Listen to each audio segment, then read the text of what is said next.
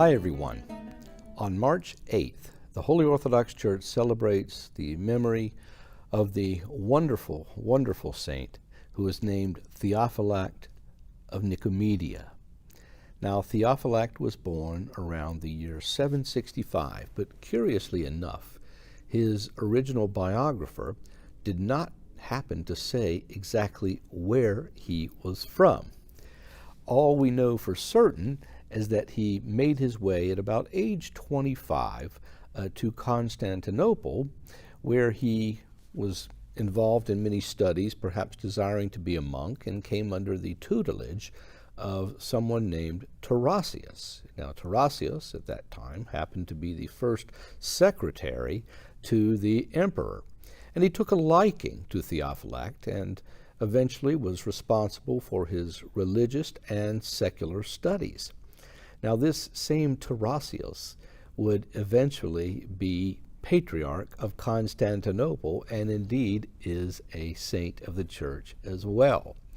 Because after the Patriarch died, and Tarasius, who was very, very much in the good graces of the Empress Irene, who was very much an iconophile, well, she chose him to be the Patriarch.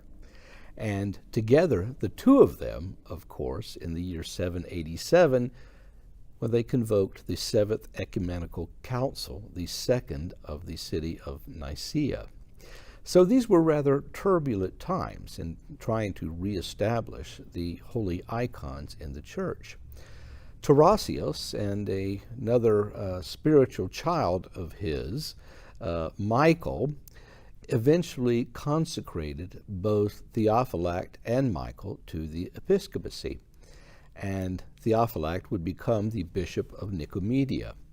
Michael, on the other hand, is another saint now that we know as Michael the Confessor. Now, things were going fairly well for the both of them for quite a while, and Theophylact really outdid himself in his duties as a bishop. He was someone that opened a clinic nearby, and in fact, he was seen there often washing the sick, the lame, all these different people that would come there. And he opened a church dedicated to St. Cosmas and Damian nearby to care for their spiritual needs.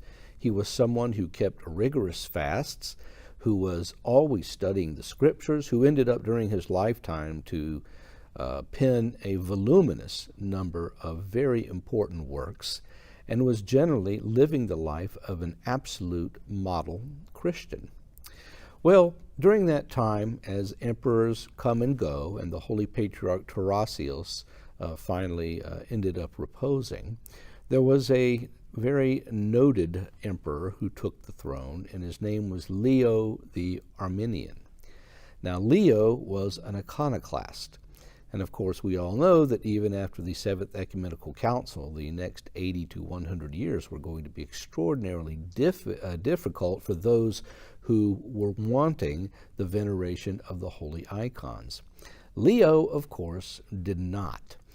And very bravely, at the time, the new patriarch, who was named Nicodemus, summoned a great synod of a number of noted people. In fact, the list is too long for me to go through now, but almost every one of them ended up being named as a saint of the church.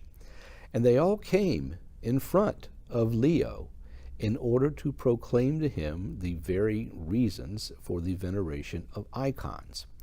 Leo, although he was admittedly there present and listening to them, was in complete disagreement and was unmoved by any of the suggestions that they had. Well, at this point, Theophylact stood up to him, and he said, well, you know, I know that you don't care much for the long suffering of the Lord, but I tell you now, you know, if you go the way we think you're going to go with all of this, then you're going to have a hurricane of hurt come upon you. Leo was not really pleased when he heard these words. In fact, he was furious, so much so that he dismissed every one of the hierarchs that was there that day and sent them off unto seas that were either a great distance away or extremely difficult. Well, our Theophylact was given another chance, though, by Leo, who, before he left, asked him, he said, if you will take back the words that you have said to me, then I'll forgive you, and it'll be over. It'll be that simple, and you won't have to go anywhere. And Theophylact said, actually, I would prefer exile instead of taking back anything I said. Leo was furious at him. He had his beard ripped out, and then he had him beaten severely before being sent on his way. Well, Theophylact ended up in a very, very difficult mountainous area where he spent the next 30 years, 30 long years, suffering with ill health and trying his best to manage his flock in Nicomedia, doing so by courier, by letter, and again, really writing an awful lot of things during that time period. He tried his best. He endured all the hardships he possibly could. And in fact, he was never brought back.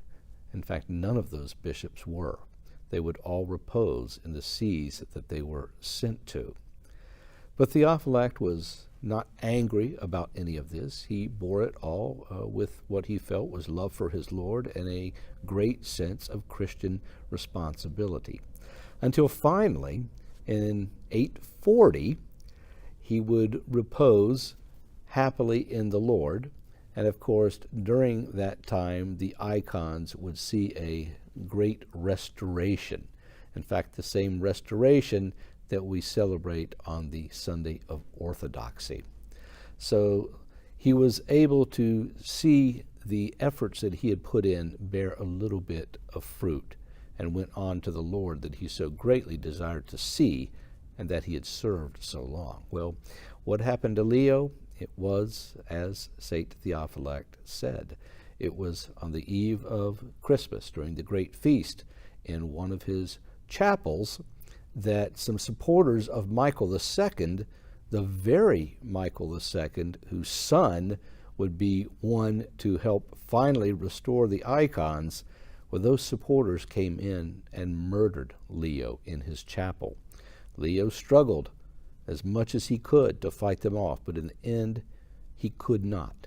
And so it showed that our blessed St. Theophylact of Nicomedia did indeed have foresight as to what would happen to him, because he was so obstinate in not helping the restoration of the icons, in not defeating the enemies of orthodoxy. Not everyone is treated like that who goes against the Lord, certainly. But in this case, when the great St. Theophylact had the courage as a bishop to stand up to the ruler at that time, he shows an example for all true bishops who have gone down through the ages, even until our own day. Bye-bye.